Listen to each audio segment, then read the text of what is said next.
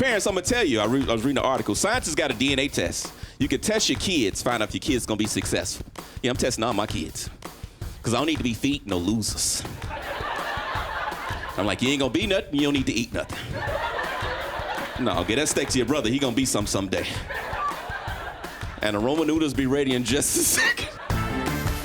It's time for Laughs, the show where we find the best comics in the country and show you their good stuff. Yeah, it's time for some good stuff. Good stuff. Hey, welcome to Laughs. I'm your host, Taylor Tomlinson, and if it's your first time watching our show, this is how it works. Basically, I show you a bunch of clips of super funny comics, and that's pretty much it. Here we go. Now I'm doing the co-parenting thing with my little man. It's so funny. Like I said, he's 7, but the other day I had him in the shower, and I figured I'd kill 2 birds with 1 stone. So I figured while he was in there, I'd let him brush his teeth, because people do that. So I hand little man his toothbrush. I reach over here to get the toothpaste. By the time I turn back around, oh no, he's not brushing his teeth. He's brushing his tush. And I have to at least try, so I'm like, no, honey, don't brush your butt. But he looks at me like I'm the stupid one. Because clearly this apparatus was specifically designed with this task in mind. It's like that washcloth you gave me was garbage. So teaching moments, that's what you look for, right, parents? You look for teaching moments. So I'm like, no, honey, don't do that here. Save that for daddy's house. And use his toothbrush.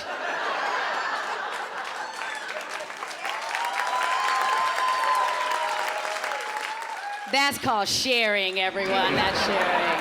What's up, you guys? My last name is actually Kayajanian, but I understand it's really long and hard to say. And I have to spell it on the phone all the time, you know? What I like to do, though, to make it a little fun is I like to use other ethnic last names when I spell it. So I'll just be like, that's Kayajanian. K as in Krema, A as in Abdul Karim, Y as in Yanagihara, A as in Aufderheide, J as in Jimenez, A as in Abramovich, N as in win, but the Vietnamese way, where it's an NG, but it sounds like a W for some reason. I as in Iqbal, A as in Arzabala, N as in nuts, nuts as in these nuts, at gmail.com. That's what I say to strangers on the phone. Oh man, a little about me. I'm impulsive. I have ridiculous tattoos. I have this one on my arm. Veritas, it means truth in Latin. A lot of times my shirt will be covering part of it, and one time a dude came up to me at a bar and he was like, hey, do you have the word fajitas tattooed on your arm? I was like, yes, because I love fajitas. I just don't like to speak when I order. I thought this would be easier, you know? I could just lift and point. I wish I would have been more specific, though, because now I got to be all like, chicken, you know? By the time I was 10 years old, I legally owned like 5 vehicles. Mostly because I was the only one in my family with a social security number. My mom would pick us up in her van. I'd lean over to my friend and I'd be like, you see that van? Belongs to me. I was like the coolest 4th grader. Recently, I've been spending a lot of time with my family because they found out where I live. But growing up in Mexico, all my favorite movies were American movies, but they were all dubbed over in Spanish. Yeah, and I wouldn't have minded as much, but in Mexico in the 90s, there were only like 3 voice actors in the whole country. Yeah, like the first voice was the male voice, and it was very boisterous, very sábado gigante. It was like, ahorita vamos a ir a la biblioteca porque ahí está tu gato. The second voice was the female voice, and it was very dramatic, very telenovela. It was like, tú no te mereces a mí. Tú no te mereces a esta mujer. And then the third voice was the child's voice, and it was like, oh, quiero comprar nieve, pero no tengo dinero. And it didn't matter what movie you were watching, those were the 3 voices. Scarface, E.T. In E.T., the little boy was on the bike with E.T. flying across the moon, and the little boy on the bike was like, E.T. todos vuelan sobre la luna, oh! The moral of this story is, guys, don't grow up in Mexico. I read an article the other day that the food chain Subway is getting a lot of hate mail from parent groups, and the reason blew my mind. These parent groups are mad because they just gave Olympic gold medalist Michael Phelps a new endorsement deal. And these parent groups say he shouldn't get a new endorsement deal because he got caught smoking pot at a college party after the 2008 Olympics. And they're still mad enough to write letters. This in a society where it's obvious that the more money, power, and fame you have, the more you can get away with. That's obvious. That's why we let Brad Pitt and Angelina Jolie steal all those babies, and no one cares. And I looked it up. Michael Phelps, after the 2008 Olympics, he was 23 years old. He just won 8 Olympic gold medals, and he got $30 million in endorsements. And what did he decide to do with his money, power, and fame? He smoked some pot at a college party. As far as I'm concerned, that makes Michael Phelps the poster child of the Subway Summertime Good Behavior Program.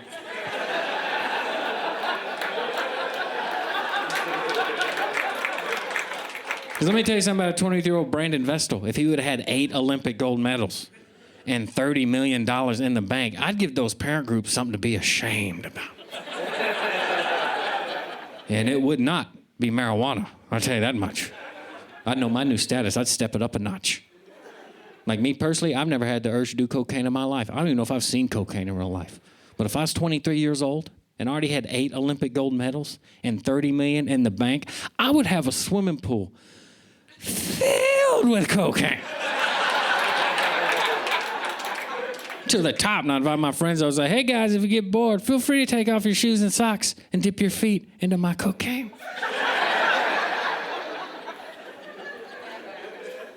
We'd play games and be like, Marco,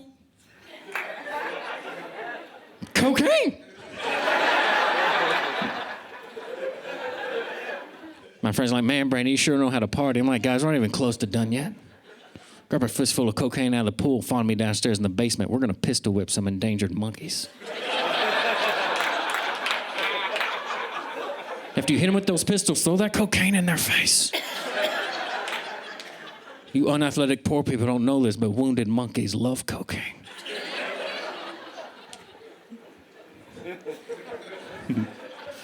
I do that joke all over the country, and when I get to that monkey part, I lose at least half the audience. People are very sensitive to monkey violence jokes. So if you were offended by that joke, relax. I'm nowhere close to having $30 million. Love it, hate it, take a picture of your screen and tweet it. Use the hashtag LaughsTV and I will stalk you. I'll start small with a retweet or a like, and pretty soon I'll have infiltrated your Snapchat, your Instagram, your Facebook, your mind. Let's start this weirdness at Laughs TV Show. As a comedian, you gotta do a lot of weird shows. I did a show a couple of weeks ago at a strip club in the Bronx at 4 o'clock in the afternoon.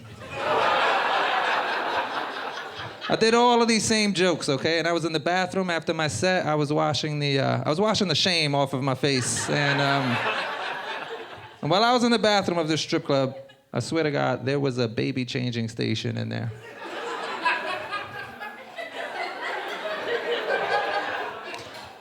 And it was down. I'm gonna start over. I did a strip club. Okay.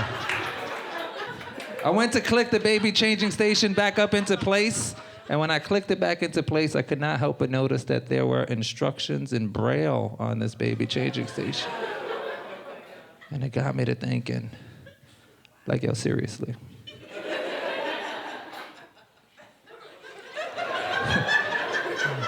Like, yo, how many blind guys with babies were in this strip club complaining about no baby changing station before management finally put the baby changing station in there? If you haven't laughed out loud yet, you got issues to work out. I'm gonna give you 48 seconds to work out those issues, and then Laughs will be back on. Welcome back to Laughs. I missed you. Let's forget we were ever apart. I'm totally into this. We are so shipping right now. I don't think that's how you use shipping. Single. Women treat me like I'm God. Yeah. Not because they worship me, they just only turn to me when nobody else on earth will talk to them anymore. That kind of God. This is how I meet women. Like, I was making out with a girl recently after a show like 4.5 years ago, and I left my voice recorder running, so I played it back later. It sounded like 10 minutes of me doing stand-up comedy, followed by a half hour of me eating a pizza while I apologized to it. I'm attracted to the wrong woman, though. That's my problem. I was flirting with this girl, and she had a giant tattoo on her back. I asked her what it was, and she says, "Oh, it's the 9 planets of the solar system surrounding the Egyptian symbol for life." And I'm like, ooh, 9 red flags surrounding another red flag. I was on a bus recently, because comedy's been really good, you guys. There was a guy on the bus selling drugs to people based on what he thought they looked like. Right, he went into a group of people, was like, "Yo, I got that cocaine." They were like, "No, we're cool." Then he walked up to somebody else, he was like, "Yo, I got that marijuana." They're like, "Cool, no thanks." And then he looked at me, and I swear to God, he goes, "That meth?" I'm like, "All right, what, that meth?" My drug of choice is none. I don't want drugs, I want a latte. How come drug dealers never have lattes on buses? I don't understand. Not a cool guy. I wish I was a cool guy. I'm not a cool guy. I wish I was. My parents are way cooler than I am, which is very hard for a kid. My parents are awesome. My dad's been to jail a bunch of times. Awesome. Partied with musicians, rock stars. My mom's covered in tattoos. You know what sucked for me as a kid? I could never rebel against my parents ever. Nothing I could do was cooler than them. I couldn't get mad at my mom. Be like, "You know what, Mom? Screw you. I'm gonna get tattooed." She'd be like, "Do it, sissy. I have sleeves." You know what I mean? Like nothing. Could get mad at my dad. "You know what? Screw you, Dad. I'm gonna smoke pot." He'd be like, "I'll sell it to you." You know, like nothing I can. Are you a comedy nerd? Hey, so are we. Geek out with us on our Facebook page. We got clips, articles, bunch of stuff only true comedy nerds will appreciate. No cool people. Talking to you, Trent.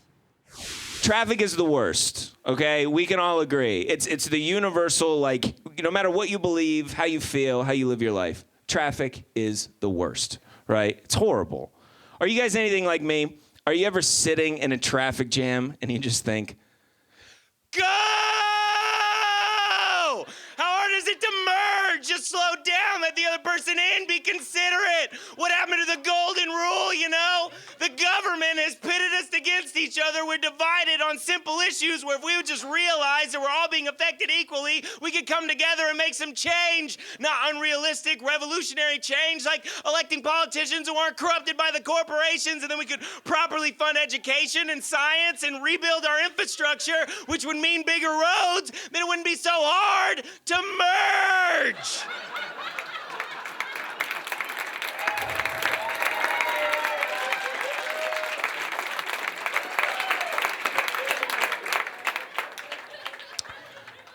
Yeah, do you guys ever think that in a traffic jam?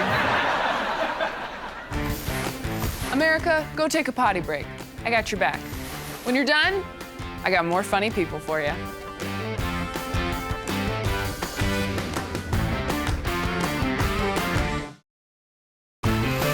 Laughs, back on, jokes, all over the place. Blow your mind. Just watch this. My grandfather, no matter how many decades he's been in America, doesn't speak English, but he loves to tell long stories. And I can't just interrupt him. He's my grandfather. I have to be polite. You know, you have to sit and listen. And the only thing I can kind of make out in every story is someone is missing a limb. I don't know what happened in these old countries or whatever, but every story is Maya. I went to Rome, and I told the guy, I'm a Giuseppe Di Giorgio. The guy says, who? I said, Giuseppe. Your cousin Gino. Gino who missed the ear? No, Gino who missed the leg. He's friends with my father, Mercuro. I don't know Mercuro. Sure, Mercuro, the butcher who missed the 3 fingers. He gave your cousin the salami to put on the leg so he could walk home. Now the guy, he remember, he said, you're Giuseppe, the kid who missed the eye, son of the butcher who missed the 3 fingers to give your cousin salami to put on the leg so he could walk home. Why didn't you say so? And Maya, I go inside and tell her the story. He tells her what the story what my father do for the cousin, and a tear come to my one eye. But he's American now, so his American stories are all different, you know? They're Americanized and don't have the same punch. You say, Giuseppe, where do you live? I with my son, Melchorino. You with the fake of the tan, the plug of the hair, the tummy to tuck?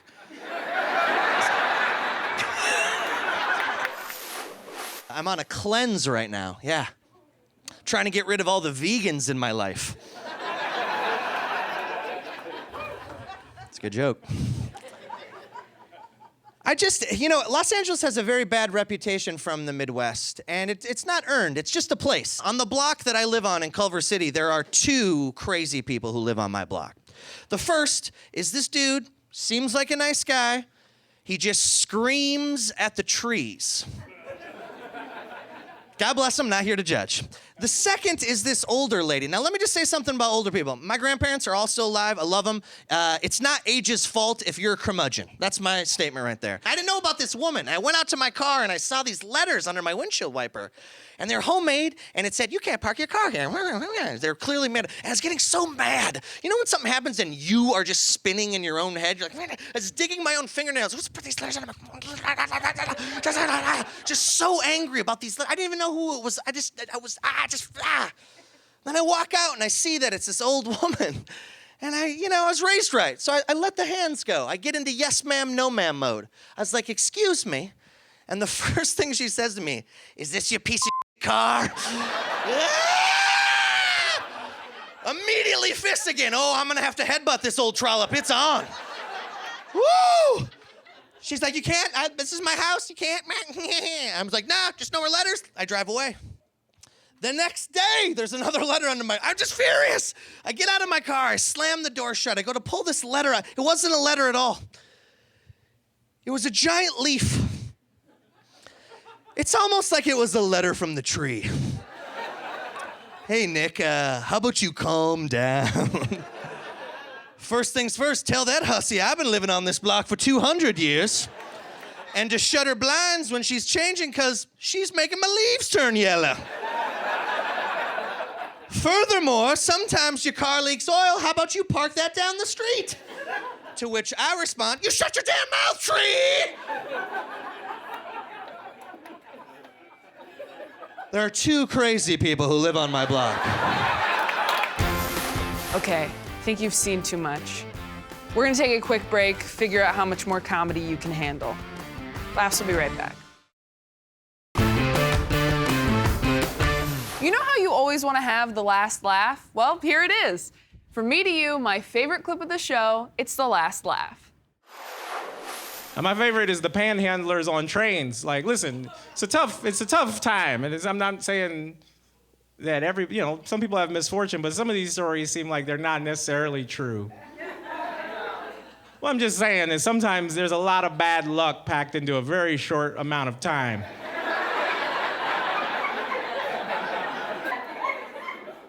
Like, I've seen panhandlers be like, excuse me, everybody, I'm sorry to interrupt your morning commute, but my house just burned down 5 minutes ago.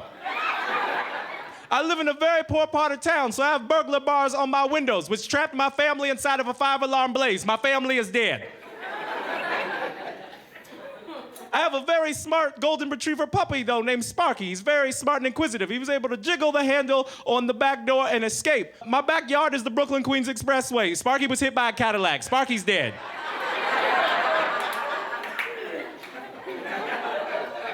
In my grief from losing my family and my puppy, I became a heroin addict and started injecting straight into the veins. But I accidentally used a needle that was infected with the Ebola virus. I have Ebola. But as I said before, I live in a very poor neighborhood with a high crime rate. I was robbed at gunpoint for my Ebola 3 minutes ago. I no longer have Ebola. I have lost my wife and children. I have lost my puppy, and I have lost the Ebola virus. So what I'm trying to say to you, ladies and gentlemen, is does anybody have any crack cocaine? I've had a tough 5 minutes. Okay, this was a perfect episode. I imagine this is how Michelangelo felt after he created the Sistine Chapel. I've created something beautiful and perfect, and my back is killing me. I am carrying this show, people. Carrying it! See you next week.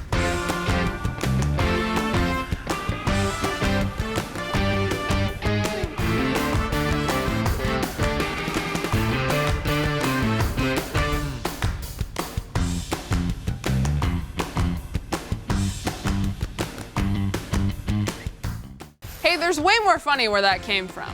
Hit subscribe and we'll let you know when we post the good stuff. You like good stuff, right? It's good stuff.